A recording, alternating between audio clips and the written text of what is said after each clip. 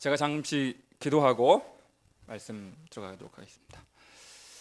사랑과 은혜가 풍성하신 하나님 아버지, 지난 5일간도 주님의 은혜의 날개 그늘 아래 지켜주시고 눈동자와 같이 저희들의 생명과 건강을 보살펴 주셨다가 오늘 은혜의 자리, 말씀의 자리로 저희들을 초청하여 주시니 감사드립니다.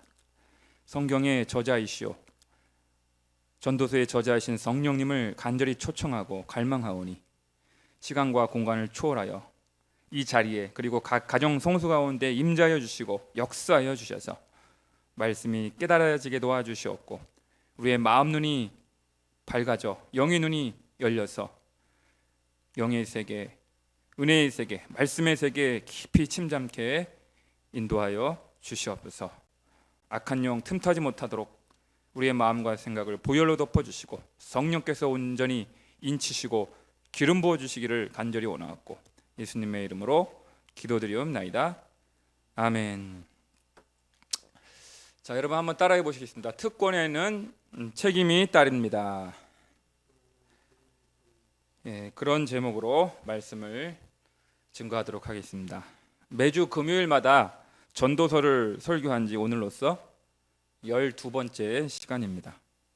전도서를 선택한 까닭은 코로나 시대에 일상의 중요성이 무척이나 커졌기 때문입니다. 그래서요, 신구약 성경 전체에서 일상의 중요성, 평범한 삶의 중요성, 가정의 중요성을 가장 많이 강조하는 전도서를 가지고 여러분들을 만나 뵙고 있는 것입니다.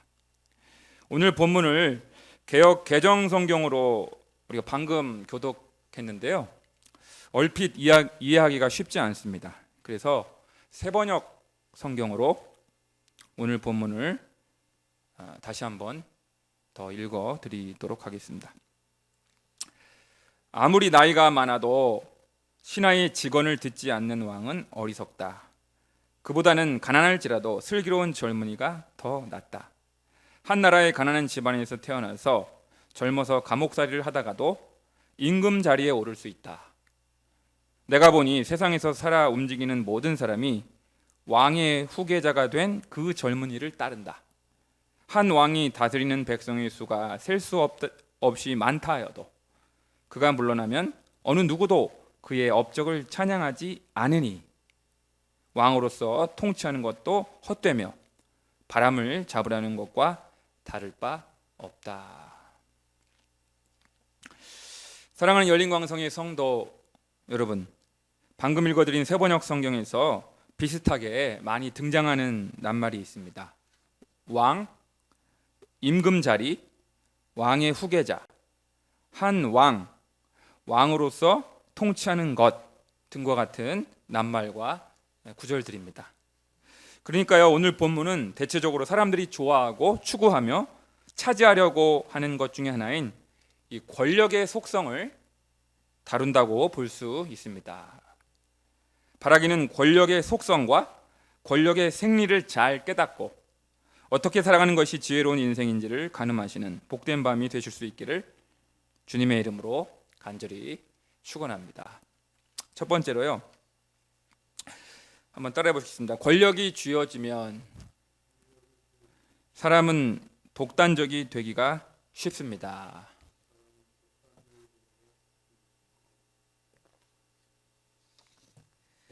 본문 13절을 함께 다시 한번 읽게. 13절만 시작. 가난하여도 지혜로운 젊은이가 늙고 둔하여 경고를 더 받을 줄 모르는 왕보다 나으니. 낫다 이거. 여러분 여기 보면 늙고라는 말이 늙음, 나이가 들어서 늙었다는 거예요. 여러분 보통 우리 노인, 이 늙음은 지혜, 원숙함, 성숙함을 상징합니다. 그래서요, 아프리카 속담에 그런 속담이 있습니다. 노인 한 사람이 돌아가시면 도서관 한 개가 사라지는 것과 같다. 이런 속담이 있습니다. 그만큼 노인은 지혜의 상징, 원숙함, 성숙함의 상징 아니겠습니까? 그런데요, 반드시 노인이 지혜의 상징은 아닌 것 같습니다. 예외가 없는 법칙은 없다고 예외도 있는 법입니다. 나이가 들면서요, 더 완고해지고 더 독단적이 되며 독선적인 사람도 있습니다. 더군다나 그런 사람에게 권력까지 주어지게 되면요, 아집에 빠져서 더욱더 그런 성향이 강화되기도 합니다. 그래서요, 링컨 대통령이 유명한 말을 했죠. 권력을 쥐어주면 그 사람을 알 수 있다. 그 사람의 진면목을, 그 사람의 실체를 한번 파악해 보기를 원한다면 그에게 한번 권력을 쥐어줘 보아라. 권력을 쥐어줘 볼 때 그 사람의 실체를 파악할 수 있다고 했습니다. 그러니까 평소에 참 유순하고 겸손한 사람이라고 소문이 자자했던 사람도요, 권력이 생기면 갑자기 표정이 달라지고 태도가 돌변하는 경우가 있습니다. 특히 대체적으로 권력자는 남의 말을 잘 듣지 않게 됩니다. 오늘 본문 13절에 경고를 더 받을 줄 모르는 왕, 그래서 경고라는 낱말이 있죠. 이 경고라고 번역된 히브리어 원어는 간언하다, 가르치다, 깨우치다, 충고하다, 조언하다라는 뜻이 있는 낱말입니다. 그러니까요, 권력을 잡게 되면 아랫사람이나 주변에 있는 참모의 충고와 조언을 잘 받지 않으려는 완고함이 생기는 경우가 많습니다. 권력자의 속성인데요. 왜 그런 걸까요? 그 자리에 오르기까지 산전수전 다 경험해 보았다고 생각하기 때문입니다. 다 안다고 생각하기 때문입니다. 그래서 자신이 가장 잘 판단을 내릴 수 있다고 확신하고 필요 이상의 자신감을 갖는 경우가 많기 때문입니다. 그래서요, 아랫사람들이나 주변 신하들이나 참모들의 이야기를 잘 듣지 않고 완고하게 자기 고집을 부리는 경우가 많은 것입니다. 물론 나이가 많은 사람은 아니었지만 성경에는 주위 신하의 충고와 조언을 받지 않아서 화를 자초한 사례가 열왕기상 12장에 나옵니다. 솔로몬이 죽고 나서 그 뒤에 왕이 된 르호보암에게 여로보암과 북쪽 이스라엘 백성들이 하루는 찾아왔습니다. 그들에게 무겁게 부과된 멍해와 고역을 좀 가볍게 해달라고 르호보암 왕에게 청원을 하게 되었습니다. 그래서 이제 르호보암이 그러냐, 그럼 내가 한번 생각할 시간을 달라 해가지고 주변 참모들에게 가서 이제 수구를 의논을 하게 됩니다. 먼저는 선왕인 솔로몬 시대 때부터 그 아버지를 섬겼던 그 늙은 신하들의 조언을 듣게 되는데요. 그 늙은 신하들, 원로 그 신하들이 왕이시여, 르호보암 왕이시여, 부역과 또 멍에를 좀 가볍게 하셔서 백성들을 잘 섬기시면, 좋은 말로 백성들을 잘 타이르시면 백성들이 오히려 왕을 섬기게 될 것입니다. 그런 간언을 하게 됩니다. 그리고요, 또 이번에는 자기와 동시대를 함께 살았던 젊은 신하들이 있죠. 젊은 신하들하고도 한번 상의를 하게 되는데요. 그 젊은 신하들은 정반대의 조언을 하게 됩니다. 왕이시여, 저들을 편하게 해주면 안 됩니다. 선왕 때는, 솔로몬 신하 때는, 솔로몬 왕 때는 채찍으로 저들을 다스렸지만 더 무겁게 전갈 채찍으로 다스리소서, 포악한 정치를 하소서, 그런 충고를 한 것이죠. 그런데 이 르호보암이 누구의 충고를 따르냐면 나이 드신 그런 원로 신하들의 말을 듣지 않고 젊은 신하들, 자기와 나이가 비슷한 젊은 신하들의 이야기를 수용하게 됩니다. 그러니까 더 포악한 정치를 하겠다는 것이죠. 백성들을 채찍보다 더 강력한 전갈 채찍으로 너희들을 징치하리라. 그렇게 답변을 르호보암이 여로보암과 그를 따르던 이스라엘 백성들에게 하게 됩니다. 그래서 이에 실망한 여로보암과 이스라엘 백성들이 더는 르호보암 왕을 만나지 않고 떠나게 되죠. 결국 남왕국, 남북 이스라엘이 분열하게 되는 결정적인 계기가 이 르호보암 왕 때 비롯되는 것입니다. 안타까운 일이 벌어진 것이죠. 잘못된 조언, 잘못된 충고를 받아들임으로 말미암아 나라를 두 동강을 내버리는 큰 불행을 자초하게 했던 왕이 바로 르호보암 왕인 것입니다. 두 번째로요, 따라해 보시면 왕은 배요, 민심은 물이라는 사실을 기억해야 합니다. 오늘 본문 14, 16절, 13절을 제외한 14, 15, 16절을 다시 한 번 더 함께 읽겠습니다. 시작. 그는 자기의 나라에서 가난하게 태어났을지라도 감옥에서 나와 왕이 되었음이니라. 내가 본즉 해 아래에서 다니는 인생들이 왕의 다음 자리에 있다가 왕을 대신하여 일어난 젊은이와 함께 있고 그의 치리를 받는 모든 백성들이 무수하였을지라도 후에 오는 자들은 그를 기뻐하지 아니하리니 이것도 헛되어 바람을 잡는 것이로다. 아멘. 여러분, 이게 무슨 얘기냐면요, 늙고 둔하여 신하들의 간언을 충고를 받을 줄 모르던 그 왕에 이어 다음 왕이, 그 젊은이가 그 다음 왕이 된 거예요. 후임자가 된 거예요. 그러니까 이 젊은 왕은 가난한 집안 출신이었고 감옥에도 갔던 적이 있어서 이제 후임 왕이 됐습니다. 그러니까 늙고 둔하여서 신하들의 충고를 들을 수 없었던 그 선왕, 전임자였던 그 왕보다 이제 반면교사를 삼고 여러분 정치를 잘하지 않았겠습니까? 한동안은 민심을 얻고 백성들도 열렬한 지지를 보냈을 것입니다. 인기가 최고조로 올랐을 수도 있습니다. 그렇죠. 그런데요, 아무리 훌륭하고 정치를 잘해도 임기 말이 오면 시들해집니다. 레임덕이 오면 더욱더 옛날 같지가 않습니다. 그래서 16절 중간에 보면 그를 기뻐하지 어떻게 한다고요?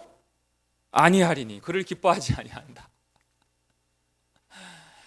전임자 왕이 정치를 잘못해가지고 후임으로 젊은 왕이 정치를 잘했어요. 아주 훌륭하게 전임자보다 잘했고 선정을 펼쳤는데, 이게 여러분 인기라는 것이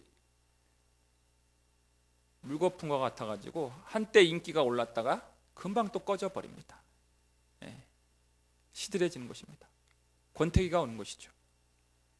그를 기뻐하지 아니하리니, 기뻐하지 아니하리니. 그러니까요, 이제 그 지도자가 이제 별로 옛날 같지 않은 거예요. 좋지가 않은 거예요. 민심이 싸늘해지고 여론이 싸늘해지고 인기가 이제 시들해지는 것입니다. 레임덕이 온 것이죠. 새로운 지도자에 대한 기대가 본물처럼 터져 나오게 되고요, 이제 곧 퇴임하게 될 그 왕도 언제 그랬느냐는 듯이 역사의 뒤안길에서 쓸쓸하게 사라져 버리게 된다는 것입니다. 여러분, 이게 권력의 속성이에요. 권력의 생리인 것입니다. 영원토록 영구적으로 인기를 누리고 명예를 누리고 칭찬을 받고 좋은 평가를 퇴임 즈음에 또 퇴임하고 나서도 좋은 평가를 받는 그런 지도자, 왕은 그렇게 많지가 않습니다. 여러분, 공자 가어라는 그 공자의 말을 모아놓은 그런 책 오의해 편에 이런 이야기가 나옵니다. 어느 날 공자가 노나라 애공과 참된 군주의 자세에 대하여 대화를 하게 되었습니다. 군주는 배요, 백성은 물이니 물은 배를 띄우기도 하지만 배를 뒤집기도 합니다. 참 무서운 말입니다. 참 무서운 말이에요. 물은 배를 띄우기도 하지만 배를 뒤집어 엎어버리기도 하는 것이죠. 이게 무슨 말입니까? 이렇게 민심이, 사람들의 여론이 이렇게 한 단숨에 뒤집어 엎어질 수가 있다는 거예요. 그렇습니다. 아무리 정치를 잘해도 민심이 언제 어떻게 돌변하게 될지 아무도 모른다는 것입니다. 잘하면 본전이고요, 못하면 엄청난 욕을 먹게 되는 것이 권력이고 정치입니다. 권력은 원래부터 그런 속성을 지니고 있기 때문입니다. 그러니 매일 지지율을 봐야 되고요, 백성들의 민심과 여론을 민감하게 살펴야 하는 자리가 권력자의 자리이기에 얼마나 피곤하겠습니까? 얼마나 피곤하겠어요. 여러분, 그래도 정치를 하시렵니까? 그래도 높은 권력자의 자리에 앉고 싶으십니까? 더군다나 권력자, 곧 정치 지도자는 일반인들보다 더 높은 도덕성과 예민한 윤리의식을 필요로 합니다. 높은 기준을 필요로 해요. 노블리스 오블리지라는 그 불어가 있지 않습니까? 높은 지도자일수록 더 높은 책임감, 더 고도의 윤리의식과 도덕성을 요구한다라는 말이죠. 그래서요, 차라리 장관이 되기를 거부하였으면 좋았을 것을. 청문회를 하다 보면요, 장관 후보자가 청문회를 하잖아요. 그럼 차라리 그냥 장관 안 하겠다고 거절했으면 좋았을 것을. 청문회를 시작하다 보면 그동안 드러나지 않았던 별의별 범죄와 이전의 과실이 마치 고구마 줄기처럼 드러나는 경우가 얼마나 많습니까? 뭐 병역 문제, 부동산 문제, 이성 문제, 논문 표절, 음주운전 경력 등등 이 별의별 과거의 과실이 다 드러나가지고 야당과 여론의 문매를 맞는 경우가 너무도 많지 않습니까? 세 번째로 따라해 보시겠습니다. 평범한 일상이 기적이고 평범한 가정이 축복임을 알아야 합니다. 여러분, 전도서 4장 4절을 읽겠습니다. 지난번 본문인데요, 지난번 전도서 4장 4절 말씀 시작. 내가 또 본즉 사람이 모든 수고와 모든 제조로 말미암아 이웃에게 시기를 받으니 이것도 헛되어 바람을 잡는 것이로다. 아멘. 그렇습니다. 여러분, 높은 지위에 올라갈수록, 사람들에게 주목받는 자리에 있을수록, 사람들에게 점점 알려질수록 시기와 질투를 받을 가능성이 높아지게 됩니다. 제가 지난번 설교 때도 말씀을 드린 적이 있었어요. 인기가 높아지고 무명 타이틀을 이제 벗어버리고 유명해지잖아요. 유명 연예인이 되고 유명 정치인이 되고 높은 자리로 올라가게 되면 잠깐은 좋을지 몰라요. 사람들이 알아봐주고 막 인사하고 주변에 사람들이 많이 몰리게 되죠. 그런데 사람들은요, 나보다 잘된 사람들을 배아파하고 끌어내리려는 경향이 있습니다. 사촌이 땅을 살면 배가 아프다고 하지 않습니까? 그것이 세상에 매정한 인심이고요, 정치와 권력의 세계에 존재하고 있는 엄연한 현실인 것입니다. 재주가 많은 사람이 고생을 많이 하게 됩니다. 재주가 많은 사람 시기를 받게 됩니다. 견제가 들어오기 시작합니다. 견제고를 날립니다. 그러니 높아지고자 하지 않는 것이 좋습니다, 여러분. 높아지고 싶지만 높아지고자 하지 않는 것이 좋습니다. 평범한 것이 좋습니다. 우리 사회생활을 하시는 분들, 직장생활 하시는 분들이 제일 좋아하는 게 뭡니까? 승진하는 거, 진급하는 것이죠. 특히 남성분들 중에서 사회생활 하시는 분들 진급하고 승진하고 이런 거 싫어하는 사람이 어디 있겠어요? 다 좋아합니다. 물론 여성 직장인들도 마찬가지겠지만, 그런데 여러분, 사람이 진급을 하고 이제 승진을 하게 되면 어떻게 됩니까? 그럴수록 견제가 들어오기 시작하고요, 시기하는 세력이 많아지게 됩니다. 사람들에게 주목을 받기 시작하면 그때부터 견제하는 분들이 생겨요. 그래서 자리가 위태로워집니다. 위태로워져요. 누가 언제 그 자리에서 나를 끌어내릴지 모르기 때문에 그런 것입니다.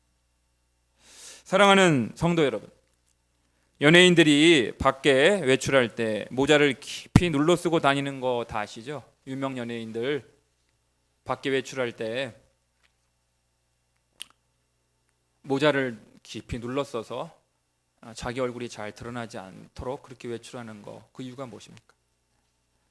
남들이 자기를 알아봐주고 사인해 달라고 하는 것도 하루 이틀이지, 매일 그 생활을 한다고 해봅시다. 얼마나 피곤하겠습니까?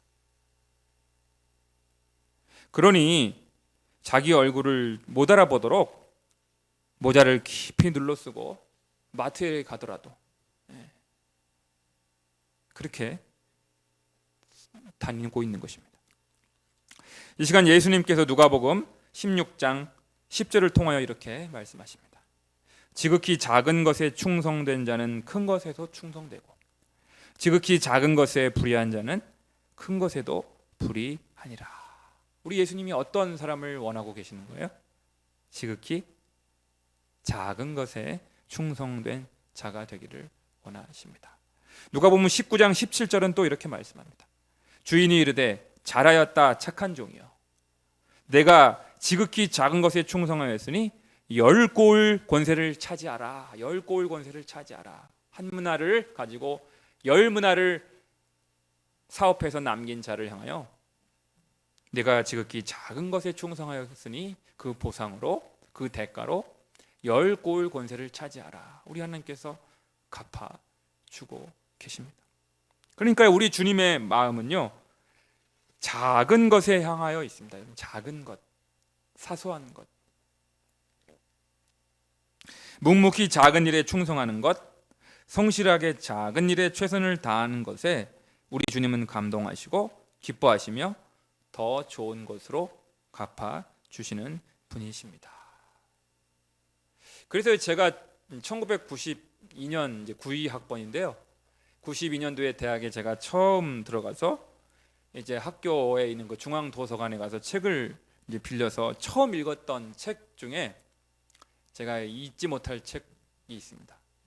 대학에 처음 들어가가지고 도서관에 가갖고 야심차게 책을 뽑아가지고 읽었는데, 그때 읽었던 책이 뭐냐면 독일의 경제학자인 슈마어라는 분이 쓴 작은 것이 아름답다, Small is Beautiful이라는 책입니다. 아마 여러분 읽어보신 분 계실 거예요.